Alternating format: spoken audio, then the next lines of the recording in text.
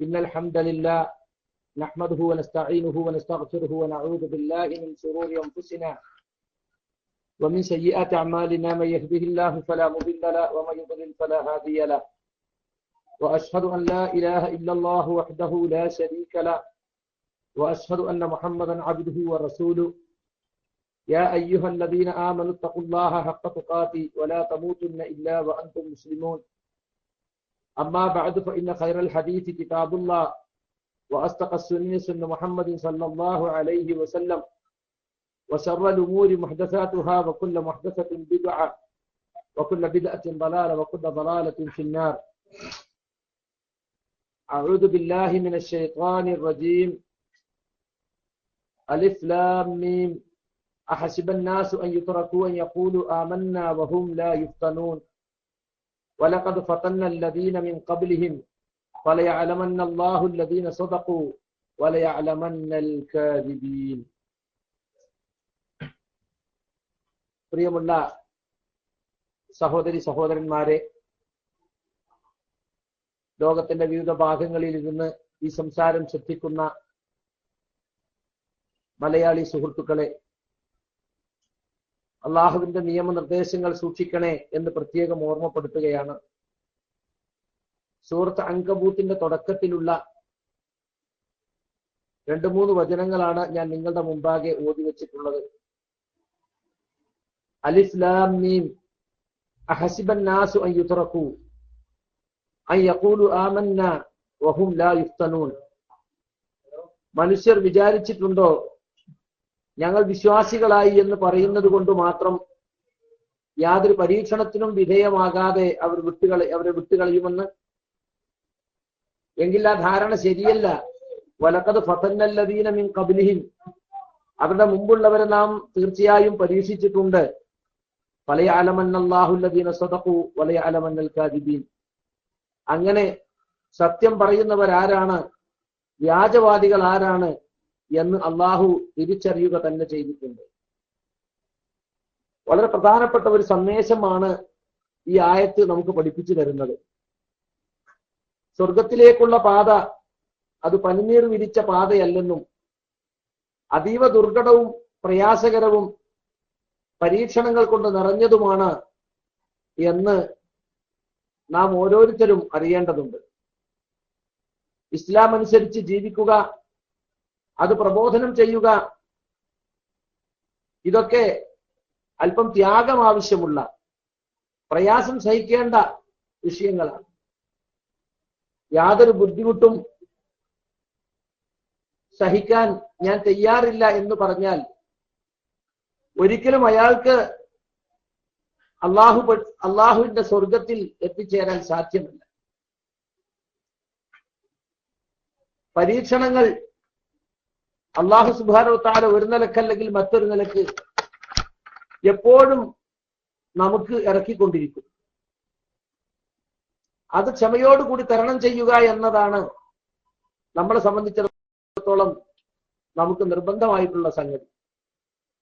സൂറത്തുൽ ബഖറയിലെ 214-ാമത്തെ ആയത്ത് പലപ്പോഴും ഖുതുബയിലൊക്കെ നമ്മൾ കേട്ടിട്ടുണ്ടാവും. അം ഹസിബത്തും അൻ തദ്ഖുലുൽ ജന്ന, നിങ്ങൾ സ്വർഗത്തിൽ കടക്കാമെന്ന് വിചാരിക്കുന്നുണ്ടോ? വലമ്മാ യഅതികും, ഇതുവരെയും നിങ്ങൾക്ക് വന്നിട്ടില്ല.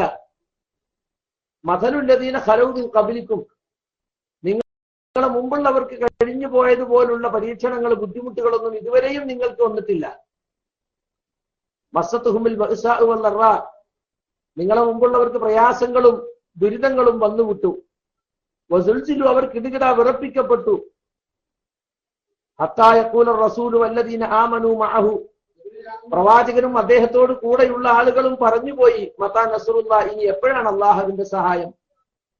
അത്രമാത്രം ബുദ്ധിമുട്ടുകള്, കൊടും പ്രയാസങ്ങള് അവർക്ക് വരികയും അവർ കിടുകിട വിറപ്പിക്കപ്പെടുകയും ചെയ്യുന്ന അവസ്ഥയുണ്ടായി. അള്ളാഹു പറയുന്നു, അലാ ഇന്ന നസ്റുല്ലാഹി ഖരീബ്, അറിയുക അള്ളാഹുവിന്റെ സഹായം അടുത്തു തന്നെയുണ്ട്. ഈ ആയത്ത് നമ്മൾ മനസ്സിലാക്കേണ്ട കാര്യം, ഇത് നമുക്കിറങ്ങിയ ആയത്തല്ല, സഹാബത്തിനെയാണ് ആയത്തിൽ ഒന്നാമതായി അള്ളാഹു സുബ്ഹാനഹു വ തആല അഭിസംബോധന ചെയ്യുന്നത്. ഒരുപാട് ആളുകള്, നിങ്ങൾക്കറിയാം,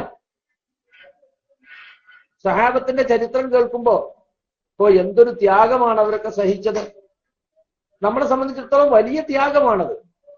പക്ഷെ അത്രയേറെ ത്യാഗം സഹിച്ചിട്ടും അള്ളാഹു പറയുന്നത് പോരാ, നിങ്ങളെ മുമ്പുള്ളവർക്ക് വന്നതുപോലുള്ളത് നിങ്ങൾക്ക് വന്നിട്ടില്ല എന്നാണ്. അതുകൊണ്ട് അതൊന്നും വരാതെ കണ്ട് നിങ്ങൾ സ്വർഗത്തിൽ കടക്കാമെന്ന് കരുതുന്നുണ്ടോ എങ്കിൽ അത് മൗഢ്യമാണ്, സാധ്യമല്ല. ത്യാഗത്തിന് പ്രയാസങ്ങൾ സഹിക്കാൻ നിങ്ങൾ തയ്യാറാകണമെന്നാണ് സഹാബത്തിനോട് അള്ളാഹു ഈ ആയത്തിനോട് ആവശ്യപ്പെടുന്നത്. സൂറത്ത് ആൽ ഇംറാനിലെ 142 ആയത്തിൽ അള്ളാഹു ചോദിക്കുന്നുണ്ട് ഇതേ ചോദ്യം മറ്റു രീതിയിൽ. അം ഹസിബത്തും അൻ തദ്ഖുലുൽ ജന്ന, നിങ്ങൾ സ്വർഗത്തിൽ കടക്കാമെന്ന് വിചാരിക്കുന്നുണ്ടോ? വലമ്മാ യഅലമില്ലാഹു അല്ലദീന ജാഹദൂ മിൻകും വയഅലമ സ്വാബിരീൻ, നിങ്ങളിൽ നിന്ന് അള്ളാഹുവിന്റെ മാർഗത്തിൽ ധർമ്മസമരം നടത്തുന്നവരാരാണ്, ക്ഷമ കൈക്കൊള്ളുന്നവരാരാണ് എന്ന് വ്യക്തമായും പരസ്യമായും മനസ്സിലാക്കാതെ അള്ളാഹു നിങ്ങളെ അങ്ങനെ അള്ളാഹു തിരിച്ചറിയാതെ നിങ്ങളെ സ്വർഗത്തിൽ കടത്തുമെന്ന് കരുതുന്നുണ്ടോ എന്ന് ഖുർആൻ ചോദിക്കുന്നുണ്ട്.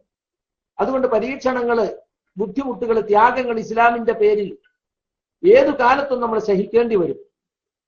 നബി സല്ലല്ലാഹു അലൈഹി വസല്ലമ പറഞ്ഞ ഹദീസുണ്ട്, അസദ്ദുന്നാസി ബലാഅൻ അൽ അംബിയാ, ഏറ്റവും കൂടുതൽ പരീക്ഷണത്തിന് വിധേയമാകുന്നത് അംബിയാക്കളാണ്, പ്രവാചകന്മാരാണ്. സുമ്മൽ അംസലു ഫൽ അംസൽ, പിന്നെ അവരെ പോലെ ജീവിക്കാൻ ശ്രമിക്കുന്നവർ, പിന്നെ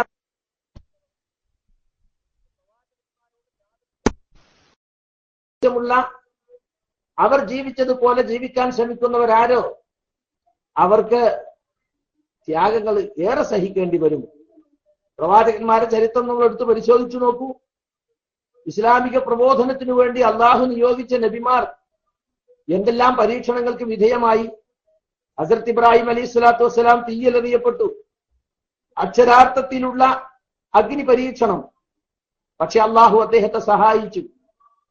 സൂറത്തുൽ അംബിയായിൽ 70 ആയത്തിൽ അള്ളാഹു പറഞ്ഞു, വഅറാദു ബിഹി കൈദൻ, അവർ അദ്ദേഹത്തെ കൊണ്ട് കുതന്ത്രം ആഗ്രഹിച്ചു. ഫജഅൽനാഹുൽ അഖ്സരീൻ, നാം അവരെ ഏറ്റവും പരാജയപ്പെട്ടവരാക്കി.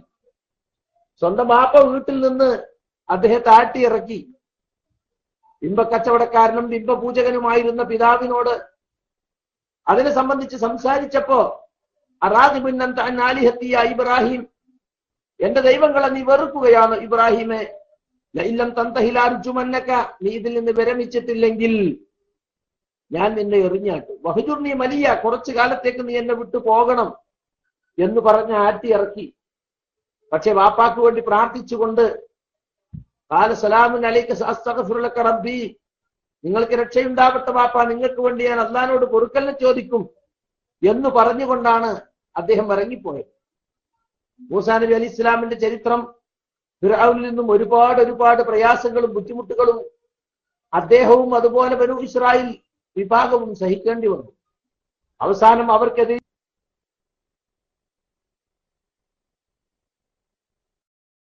ത്യാഗങ്ങൾ ഈ ദീനിന്റെ പേരിൽ സഹിക്കേണ്ടി വന്നിട്ടുണ്ട് എന്ന് വിശുദ്ധ ഖുർആൻ നമുക്ക് ആവർത്തിച്ച് പഠിപ്പിച്ചു തരുന്നു.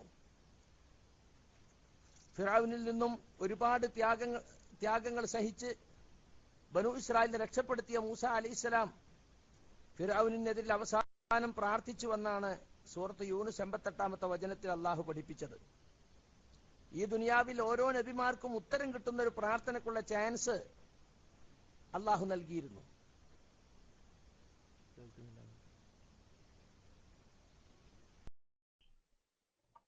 അസ്സലാമു അലൈക്കും വറഹ്മത്തുള്ളാഹി.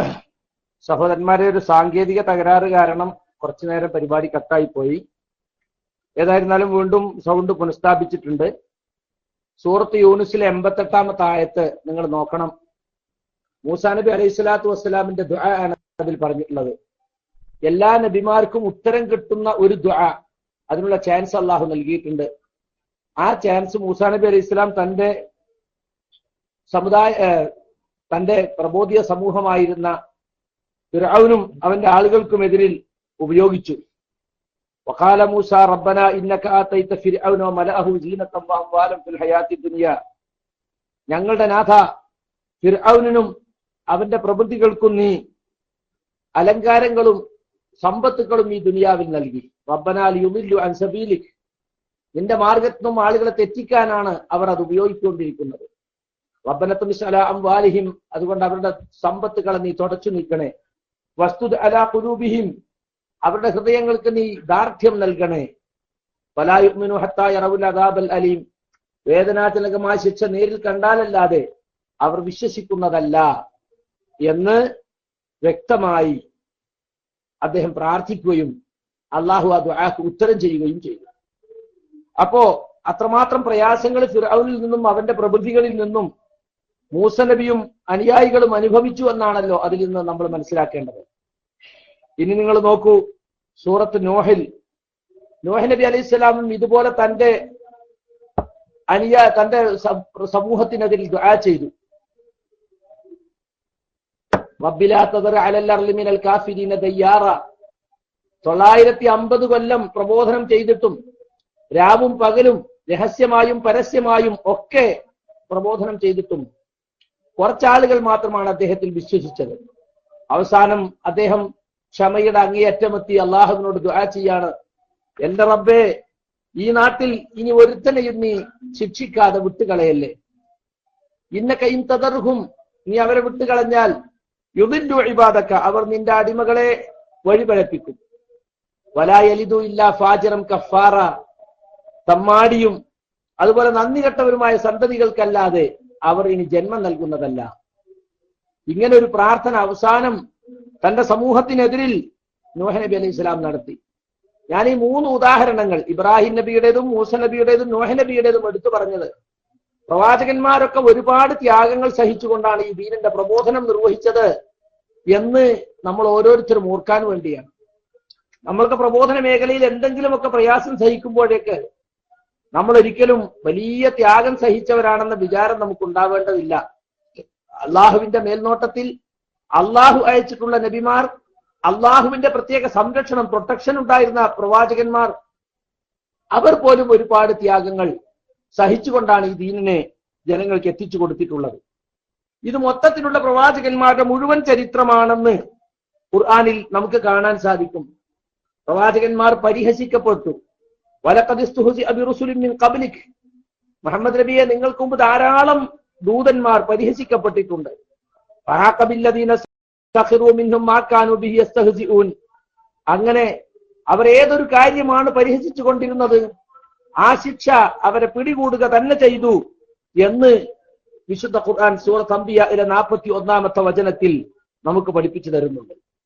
അതുപോലെ തന്നെ സൂറത്ത് ആൽ ഇംറാനിലെ 186-ാമത്തെ വചനത്തിൽ ലതുബ്ലൗന്ന ഫീ അംവാലികും വഅൻഫുസികും, നിങ്ങൾ പരീക്ഷിക്കപ്പെടുക തന്നെ ചെയ്യും നിങ്ങളെ സമ്പത്തുകളിലും നിങ്ങളെ ശരീരങ്ങളിലും. വലതസ്മഉന്ന മിനല്ലദീന ഊതുൽ കിതാബ മിൻ ഖബ്ലികും, നിങ്ങൾക്ക് മുമ്പ് വേദം നൽകപ്പെട്ടവരിൽ നിന്നും വമിനല്ലദീന അശ്റകൂ, ബഹുദൈവവാദികളിൽ നിന്നും നിങ്ങൾ കേൾക്കേണ്ടി വരിക തന്നെ ചെയ്യും. അതൻ കസീറ, ഒരുപാട് ബുദ്ധിമുട്ടുകൾ, ഒരുപാട് ശല്യങ്ങൾ, ഒരുപാട് ഉപദ്രവങ്ങൾ നിങ്ങൾ കേൾക്കേണ്ടി വരിക തന്നെ ചെയ്യും.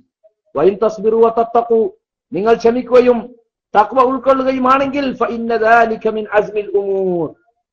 കണ്ടോ, അപ്പൊ പരീക്ഷണങ്ങൾ നിർബന്ധമായും ഉണ്ടാകും എന്ന് വിശുദ്ധ ഖുർആൻ നമുക്ക് ഓർമ്മപ്പെടുത്തി തരികയാണ്.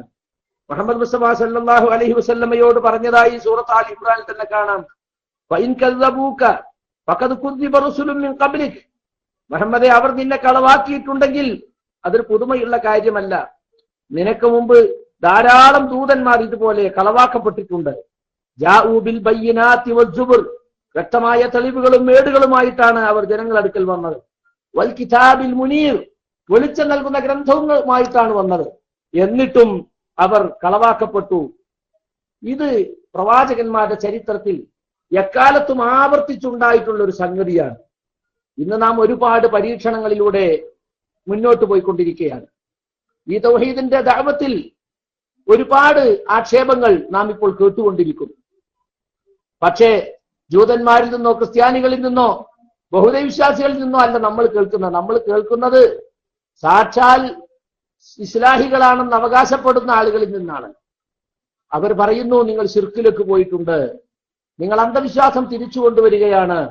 ഇല്ല, ഞങ്ങൾക്കങ്ങനെ വാദമില്ല എന്ന് പറഞ്ഞാലും, അല്ല നിങ്ങൾക്കങ്ങനെ വാദമുണ്ട് എന്ന് പറഞ്ഞുകൊണ്ട് പൊതുജനങ്ങളെ തെറ്റിദ്ധരിപ്പിച്ച്, കണ്ടാൽ സലാം പറയാത്ത, കൂടെ നിസ്കരിക്കാൻ പോലും താല്പര്യമില്ലാത്ത, നമ്മുടെ പ്രസംഗം പോലും അവർ കേൾക്കുന്നില്ല. ശിർക്കിലേക്ക് പോയില്ല, ഇനി എന്തിനാ കേൾക്കുന്നത്, പിടുത്തം വിട്ടുപോയില്ലേ എന്നാണ്. ആ രൂപത്തിൽ ഹംദും സ്വലാത്തും ചൊല്ലി ദീനീ സദസ്സുകളിൽ പണ്ഡിതന്മാരെന്ന് അവകാശപ്പെടുന്നവർ പച്ച കളവ് പറഞ്ഞ് ജനങ്ങളെ തെറ്റിദ്ധരിപ്പിക്കുകയാണ്. ഇന്നലെ ബുറൈദയില് അന്നഖീൽ എന്ന് പറയുന്ന ഇസ്തിറാഹയില് നമ്മളൊരു പരിപാടി സംഘടിപ്പിച്ചിരുന്നു. മുർദസിയ ജാലിയാത്തിന്റെ സഹകരണത്തോടു കൂടി തികച്ചും റസ്മിയായ പരിപാടിയായിരുന്നു. പരിപാടിക്ക് വേണ്ടി ഞാൻ സുഹൃത്ത് ഡോക്ടർ ഹാറൂന്റെ വീട്ടിൽ നിന്ന് ഇറങ്ങി കുറച്ചങ്ങോട്ട് പോയപ്പോ ഹയ്യത്തുൽ അംർ ബിൽ മഅറൂഫ് എന്ന് പറയുന്ന മുത്തവ ഓഫീസിൽ നിന്ന് ഫോൺ വന്നു. ഷെയ്ഖ് സക്കരിയ സലാഹി അല്ല, ഇവിടെ നിന്ന് വരണം, നിങ്ങൾക്കിന്ന് മുഹാലർ ഉണ്ടല്ലോ, നിങ്ങളോടൊന്ന് സംസാരിക്കേണ്ടതുണ്ട് മുഹാലർക്ക് വരുന്നതിന് മുമ്പ്. അങ്ങനെ ഞാൻ പോയി. അപ്പോ വളരെ ബഹുമാനത്തിൽ തന്നെ അവര് സ്വീകരിച്ചിരുത്തി. അവര് പറഞ്ഞു, നിങ്ങൾ ശിർക്ക് ബിദഅത്തുകൾക്കെതിരെ പോരാടുന്ന ആളാണെന്നൊക്കെ നമുക്കറിയാം, നിങ്ങളെ കുറിച്ച് ഇങ്ങനെ ഒരു മുലാഹല കിട്ടിയിട്ടുണ്ട്, നിങ്ങൾ ജിന്നിനോട് സഹായം ചോദിക്കുന്നത് ജായിസ് ആണെന്ന് പറയുന്ന ആളാണ്. അപ്പൊ ഞാൻ പറഞ്ഞു, ഇതൊരു കെദിബാണ്, കളവാണിത്. 6 മാസം മുമ്പ് ഇതുപോലെ ഞാൻ ബുറൈദയിലെ സഫ്ര ജാലിയാത്തിൽ വന്നപ്പോ വസാറയിലേക്ക് റിയാദിൽ നിന്ന് ഫോൺ വന്നു. അങ്ങനെ പരിപാടി നിർത്തിവെക്കേണ്ടി വന്നു. അന്ന് വസാറയിൽ നിന്ന് 4-5 ശൈഖുമാരുടെ മുമ്പിൽ വെച്ച് ഞാൻ പറയുകയും എഴുതി കൊടുക്കുകയും ചെയ്തത് ഞാൻ അവർക്ക് കാണിച്ചു. അപ്പൊ അവർക്ക് മനസ്സിലായി ഇത് ഫിത്നയാണെന്ന് മനസ്സിലായി. അവരുടെ തസ്കിയം മറ്റൊക്കെ നോക്കിയിട്ട് അൽഹംദുലില്ലാഹ് മാഷാ അല്ലാഹ് എന്ന് പറഞ്ഞു വളരെ സന്തോഷം പറഞ്ഞു. ഞങ്ങള് ഇൻജാഅക്കും ഫാസിഖും ബിനബഇൻ ഫതബയ്യനു, ഒരു അധർമ്മകാരി വല്ല വാർത്തയും കൊണ്ടുവന്നാൽ നിങ്ങൾ അതിന്റെ നിജസ്ഥിതി അന്വേഷിക്കണമെന്ന് ഖുർആൻ പറഞ്ഞിട്ടുണ്ടല്ലോ, അതിന്റെ അടിസ്ഥാനത്തിൽ നിങ്ങൾ നിങ്ങളോട് തന്നെ നേരിട്ട് ചോദിക്കുന്നതാണല്ലോ ശരി എന്ന നിലക്കാണ് നിങ്ങൾ ഇവിടെ അടുത്തുള്ളതുകൊണ്ട് വിളിപ്പിച്ചത്, ക്ഷമിക്കണം എന്നൊക്കെ പറഞ്ഞ് അവർ വളരെ സന്തോഷത്തില് മുഹാദറ നമ്മളെ പരിപാടി വിജയിപ്പിക്കാൻ വേണ്ടി പ്രാർത്ഥിച്ചു. അപ്പൊ ഒരു 10 മിനിറ്റ് വന്ന് നിങ്ങൾക്ക് സംസാരിച്ചോ, അല്ല നിങ്ങളും മുമ്പിലും നമ്മൾ സംസാരിക്കില്ല, നിങ്ങൾ തന്നെ സംസാരിച്ചാൽ മതി, വേണി കേൾക്കാൻ ഞങ്ങൾ വരാം എന്നൊക്കെ പറഞ്ഞ് വളരെ സന്തോഷത്തിൽ വിട്ടു. അവിടെ ആളുകൾക്ക് വിതരണം ചെയ്യാൻ ഷെയ്ഖ് ഷുറൈമിന്റെ 30 ജുസ് ഖിറാഅത്തിന്റെ CD തന്നു എല്ലാവർക്കും കൊടുക്കാൻ വേണ്ടി. അങ്ങനെ മാഷാ അല്ലാഹ് 200-ലധികം ആളുകൾ പങ്കെടുത്ത ഇസ്തിറാഹ നിറഞ്ഞു. സന്തോഷത്തിൽ ഇന്നലെ പരിപാടി അവസാനിക്കുകയുണ്ടായി. അപ്പൊ ഞാൻ പറഞ്ഞു, ഇങ്ങനെ ലോകത്തിന്റെ നാനാഭാഗങ്ങളിലും ഈ കോക്കസിന്റെ കുതന്ത്രം എന്താണ്, ദഅവത്ത് മുടക്കുക. ഞാൻ ഇന്നലെ പറഞ്ഞു, പുൽക്കൂട്ടിലെ പട്ടി എന്ന് പറയാറുണ്ട് നമ്മുടെ നാട്ടില്. പശുവിനിട്ട് കൊടുത്ത പുല്ല് പശുവിനെ തിന്നാൻ അയക്കൂല, പട്ടിയെ മേലെ കയറി കിടന്നിട്ട്, എന്നാ പട്ടിയോട്ട് തിന്നില്ല. മനസ്സിലായില്ലേ?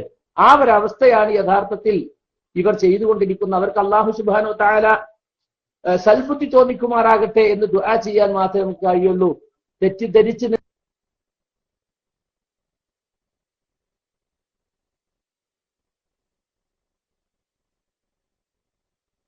നിൽക്കുന്ന ഒരുപാട് അറിയല്ല. ഈ ദീനിന്റെ ദഅവത്തുമായി ഇറങ്ങിത്തിരിച്ച് എല്ലാവർക്കും ഖിയാമം വരെയും ഇതുണ്ടായിക്കൊണ്ടേയിരിക്കും എന്ന കാര്യത്തിൽ യാതൊരു സംശയവുമില്ല.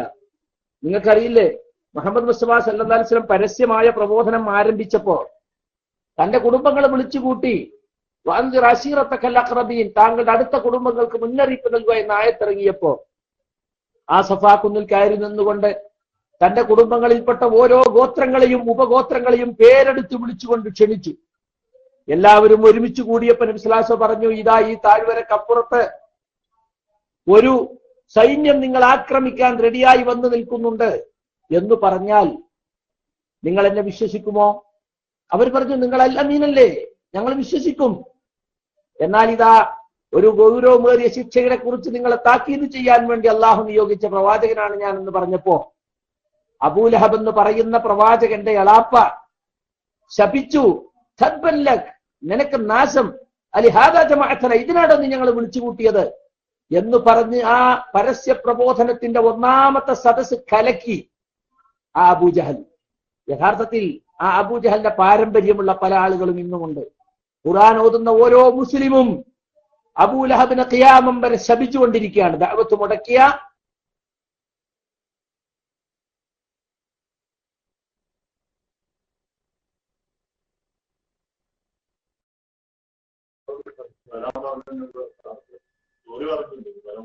അസ്സലാമു അലൈക്കും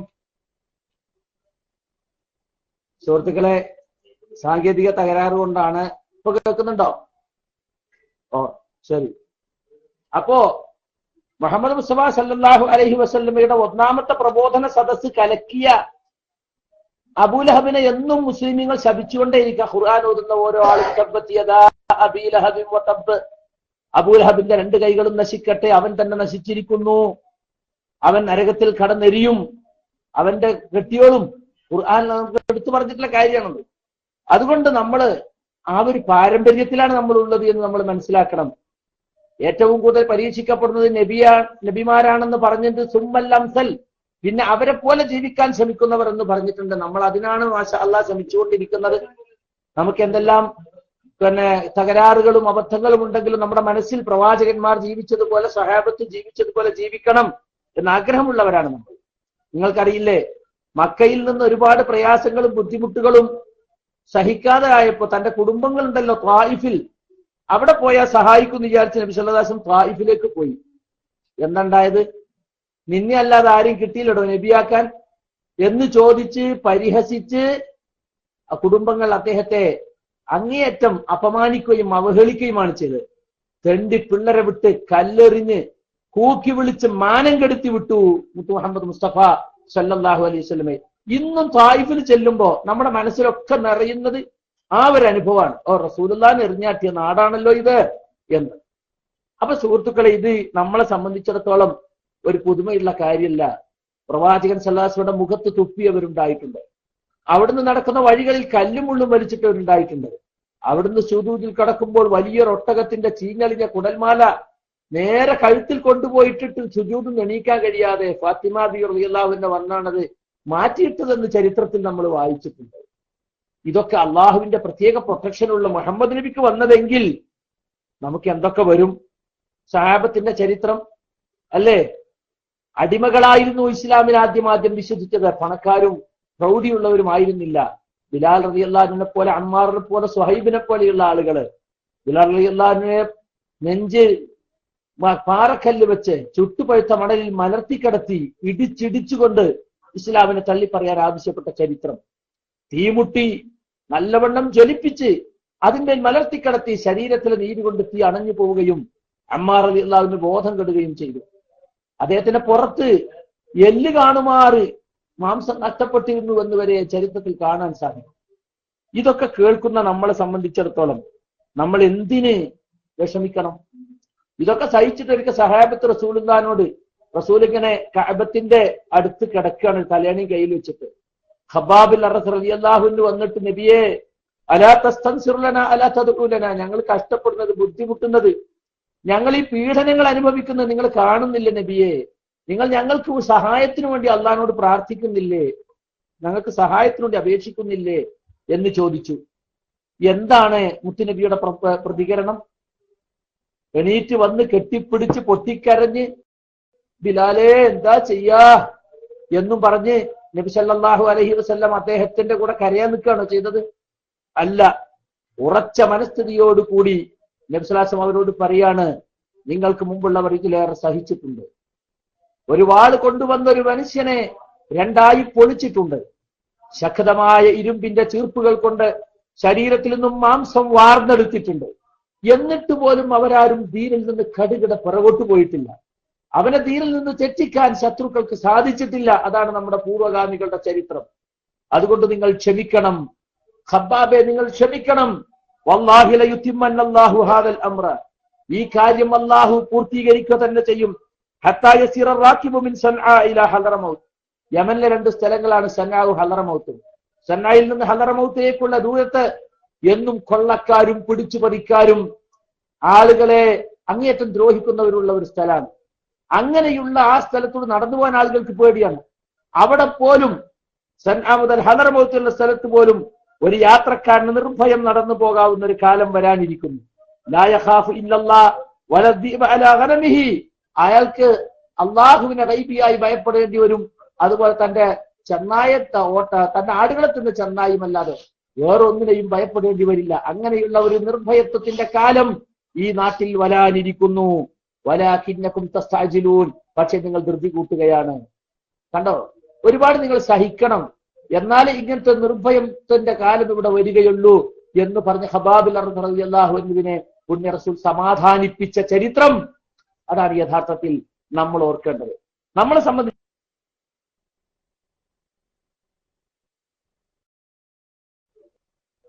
അസ്സലാമു അലൈക്കും, കേൾക്കുന്നുണ്ടോ? ഓക്കെ, ഞാൻ അവസാനിപ്പിക്കുകയാണ് സുഹൃത്തുക്കളെ. ഈ ചരിത്രങ്ങളൊക്കെ ഒരുപക്ഷെ നിങ്ങൾ പലവട്ടം കേട്ടതാവും. പക്ഷെ ഇത് ഇടക്കിടക്ക് നമ്മൾ കേൾക്കണം. ഇടക്കിടക്ക് ഇതിനെക്കുറിച്ച് നമുക്ക് ഒരു പുനരാലോചനയ്ക്ക് അവസരമുണ്ടാകണം. ഇന്നലെ ഈ പരിപാടി മുടക്കാൻ വേണ്ടി ഇറങ്ങിത്തിരിച്ച ആളുകൾ യഥാർത്ഥത്തിൽ നമുക്കത് ഹൈറായി കലാശിക്കുക ചെയ്തത്. ഇവിടെ അബ്ദുറഹ്മാൻ സാഹിബ് എന്ന് പ്രസംഗിച്ചു, നമ്മുടെ പ്രവർത്തകർക്ക് വേണമെങ്കിൽ ഇത് മുടക്കായിരുന്നു. നമ്മൾ മുടക്കിയിട്ടില്ല. നമ്മുടെ സൗദി നാഷണൽ കമ്മിറ്റി തീരുമാനിച്ചിട്ടുള്ളത് ഒരു പരിപാടിയും നമ്മൾ മുടക്കേണ്ടതില്ല എന്നാണ്. മുടക്കാൻ ശ്രമിക്കും, മുടക്കുകയാണെങ്കിൽ വളരെ എളുപ്പം, ഒരു ഫോണിന്റെ ചെലവല്ലേ ഉള്ളൂ.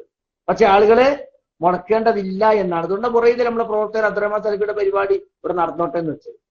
പക്ഷേ ഏതെങ്കിലും വസാറയിലോ എവിടെയെങ്കിലൊക്കെ ചെറിയ ജോലി കിട്ടിയാൽ അതൊക്കെ മറ്റുള്ളവരെ ദ്രോഹിക്കാൻ വേണ്ടി, സമുദായത്തിന്റെ ഉപ്പും ചോറും തിന്ന് സർട്ടിഫിക്കറ്റ് വാങ്ങിയിട്ട് ജോലി കിട്ടിയിട്ട് അത് മറ്റുള്ളവരെ ദ്രോഹിക്കാൻ വേണ്ടിയാണ് ചില ആളുകൾ ഉപയോഗപ്പെടുത്തുന്നത്. ഇതൊക്കെ അള്ളാഹു കാണുന്നുണ്ട്.